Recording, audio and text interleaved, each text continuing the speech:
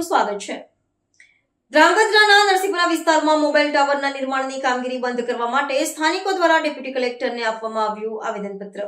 સુરેન્દ્રનગર જિલ્લાના ધ્રાંગધ્રા શહેરના નરસિંહપુરા વિસ્તારમાં વર્ષ 2006માં મોબાઈલ ટાવરનું નિર્માણ કરવામાં આવ્યું હતું, ત્યારે હાલ ફરી શેરીના નાકા પાસે નવા એક મોબાઈલ ટાવરના કામગીરી શરૂ કરવામાં આવતા સ્થાનિક રહીશોમાં આક્રોશ જોવા મળ્યો હતો।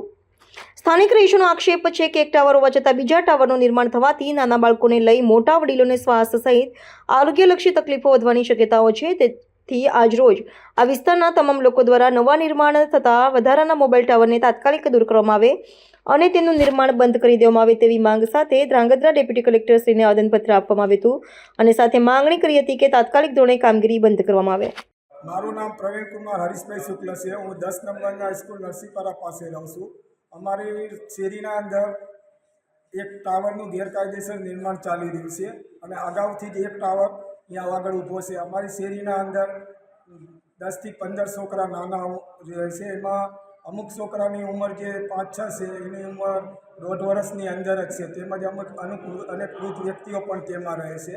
આ ટાવરની કોઈ મંજૂરી લેવામાં આવેલી નથી। ચીફ ઓફિસર સાહેબને અમે રજૂઆત પણ આની કરેલી છે, છતાં આ ટાવરનું બાંધકામ ચાલુ છે। સરકારી નિયમ મુજબ 1 કિલોમીટરના અંદર બીજો ટાવર ઊભો કરી શકાતો નથી, તેમજ શૈક્ષણિક સંસ્થાઓ અને હોસ્પિટલના પાસે પણ ટાવર ઊભો નથી થતો।